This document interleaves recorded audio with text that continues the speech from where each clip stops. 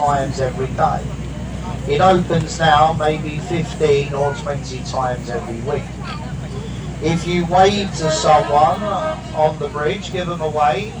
If they wave back, it's said to bring 5 years of good luck and happiness. So do wave and smile to the people on the bridge. Tower Bridge is insured with Lloyd's of London as a ship. As it has moving parts in water, they class it as a ship. To lift it, there must be a captain, a mate and an engineer. They built the bridge in this Gothic style, so it blended in with the Tower of London on the right.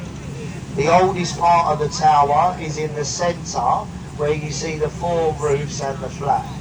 This is the Norman Keep, or the White Tower, built in the reign of William the Conqueror, 1078. The people that look after the Tower of London, they are called yeoman wardens. There are 32 of them, and they live inside the tower. So when they shut the gates to the public at about 6 o'clock in the evening, the beefeaters, they live within the tower in a place called Mint Street. A normal row of houses round the back of the Tower of London where they all live. In front of the boat and on the left-hand side, we have the warship HMS Belfast. She was built 1938 in the Harland and Wolff shipyard in Belfast. Now, ladies and gentlemen, she saw action through the Second World War. She was the flagship for the United Nations in the Korean War. Her gunnery, 12 6-inch guns, a speed of 32 knots, and a crew of 800 men. Now, if you look to the very front of the warship, you'll see a flagpole with a flag. Now, first of all, the flagpole is called a jackstaff. When that flag is flying on the jackstaff, we call it a Union Jack. When that flag is flying on the front of this boat or on a building, it's a Union flag. So it's only a Union Jack when it flies on the head of a naval ship. If you look up to the left-hand side, we've got the very tall building. This is the Shard of Glass. Now, the Shard was designed by an Italian architect, Renzo Piano. He was never paid for the design of the tower. He was given the penthouse suite at the very top. He lived in that for 1 year. He sold it a year later for £50 million. Not bad for drawing a big triangle. Probably done alright there. And he never really finished the top either. Now on the right there's a yellow brick building. That's the old Billingsgate fish market. A fish market traded on that site for over 500 years. They shut the market down 25 years ago and they moved it to a bigger site, which is down behind the boat on the Isle of Dogs near Canary Wharf. Billingsgate Market is very famous in London for the fine fresh fish and the Cockney porters for their foul language, especially on a very cold and wet winter's day. In front of the boat we've got London Bridge. There's been 5 London bridges in 2,000 years. When the Romans came to London, they built a wooden bridge. They called it Londinium. We had a medieval crossing for over 500 years. It had a church, shops and houses. That fell into disuse on many occasions. Hence the nursery rhyme, London Bridge is falling down. Behind the trees on our left we have Southwark Cathedral. Now if you're in London for a few days, tomorrow behind the cathedral, the Borough Market, it's on every day, and say the best food market in London, the Borough Market. In amongst the buildings on the left you can see the replica of Sir Francis Drake's ship, the Golden Hind. Sir Francis Drake was the first Englishman to sail the world. He did so on a ship identical to that one. Drake was not an explorer, a privateer, and he was looting ships around the world. He stole their golden treasure, he brought that back to London, and he gave it to Queen Elizabeth I. Look over to the right, underneath the bridge on the River Wall, there's a glass box. This is a relaxation spa and sauna. If you're lucky, you might see some semi-naked people inside the box. They thought they was being clever, putting it under a bridge so nobody could see them. They obviously forgot boats go under this bridge every 5 minutes. Believe me, ladies and gentlemen, some days are better than others. Some days I really wish I had looked over there. If it's any good, we do turn round and go for again, but that is quite rare. In front of the boat, we've got Southwark Bridge. Now it's 5 o'clock on a Friday afternoon in the City of London. Look up on the bridge, you don't see many cars or people. This is due to the bad planning of the approach roads. Hidden so well in the back streets of London, nobody can find it to use it. They say if you find yourself on the bridge, you are probably lost, so avoid going on it if you can.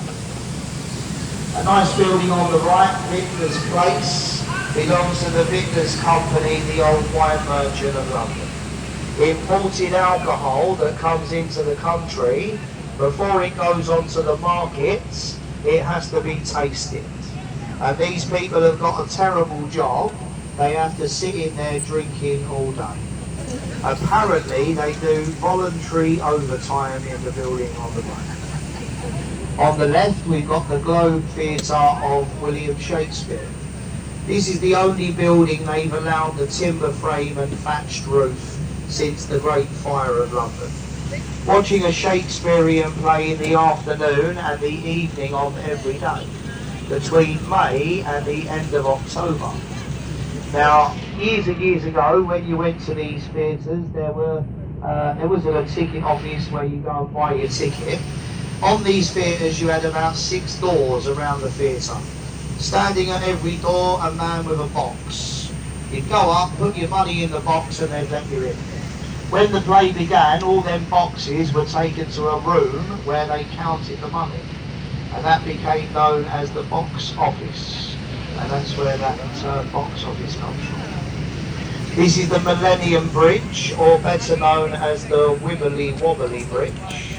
Opened on a Saturday morning by Our Lady Queen. It was closed the same afternoon by the police for being unsafe. Too many people on the bridge fell over, so they had to shut it down and re-strengthen it, renaming it the Wibbly Wobbly Bridge. My favourite building in London to our right, St Paul's Cathedral, the masterpiece of Sir Christopher Wren. That building took 35 years to complete.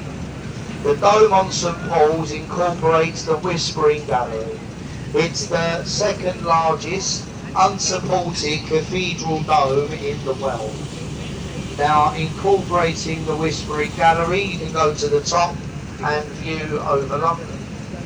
If you get a chance, you can visit Monday to Saturday. The building is open to the public. On Sunday morning, they have Sunday morning service. Anyone is welcome to go inside. And a great experience to be inside St Paul's for Sunday service. This is Blackfriars Railway Bridge. Up on the bridge you can see people getting on the train. The train station is now on the bridge. If you look at the roof, it's solar panelled, generating enough power for the station every day. As we go through the bridge, look left and right of the boat. There's red columns in the river. They carried the first railway, the Chatham and Dover Steam Railway line. And now we've got the Blackfriars Road Bridge, 1869 this was opened. Now, ladies and gentlemen, as we go through the Blackfriars Bridges, we need to look directly on the left-hand side. And there's a new tower block building, it's made of glass, directly on the left as we go through the bridge. This is number 1, black rise. Can you see it on the left here? This is purely apartments.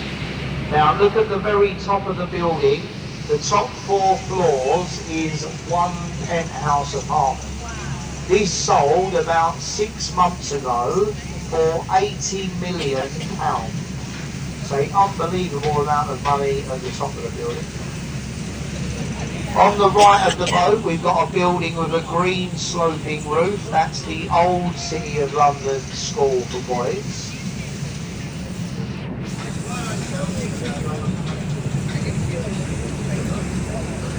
Now, ladies and gentlemen, look over to the left. We've got a red brick building, a glass roof and tower. Stamford Wharf. Used to be a cold storage meat warehouse, converted into luxury riverside apartments. The glass roof at the top, that's a restaurant. The Oxo Tower restaurant. Owned by Harvey Nichols, one of the top 10 restaurants in London. Now, gentlemen, if you'd like to treat your wife or your girlfriend to a lovely dinner, that is a good restaurant to go to. I took my wife there for her birthday about 2 years ago, and I'm still paying for it now. So be prepared, it is very expensive, but it is nice. Now look to the right hand side of the boat. In front of us you can see a white ship with a yellow funnel.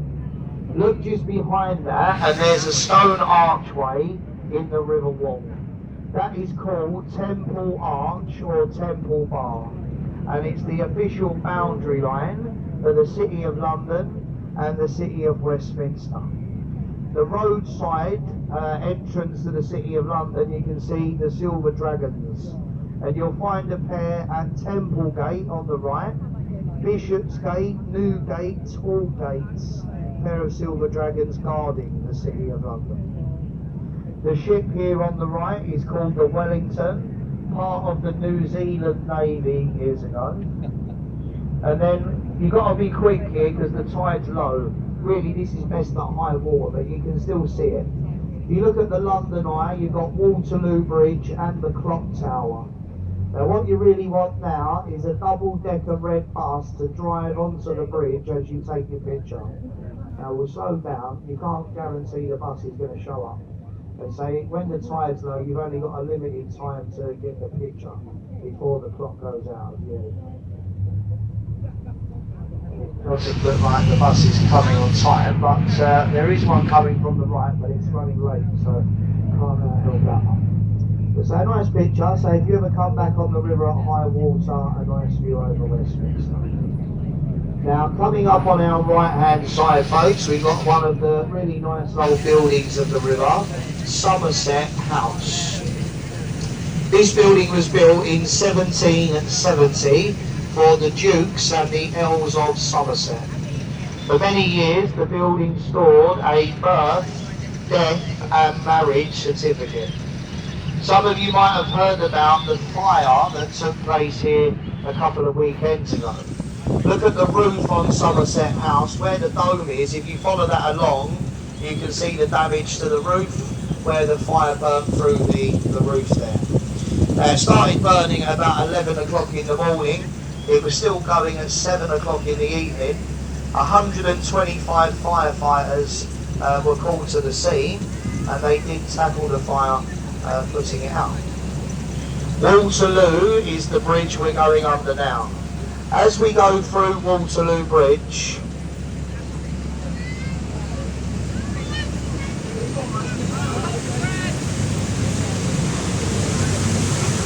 building on the right, it's got a green roof and a flag, the Savoy Hotel.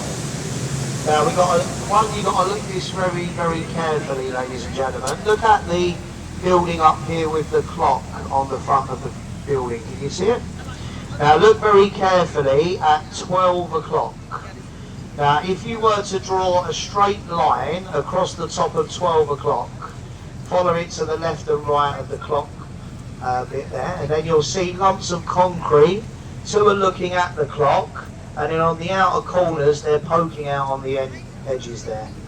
If you look very carefully, they are Egyptian pharaohs. Their heads are bowed and their arms are by their side. Can anybody see that? Show of hands, anyone if you can see it? Oh good, excellent. We're all on the ball today.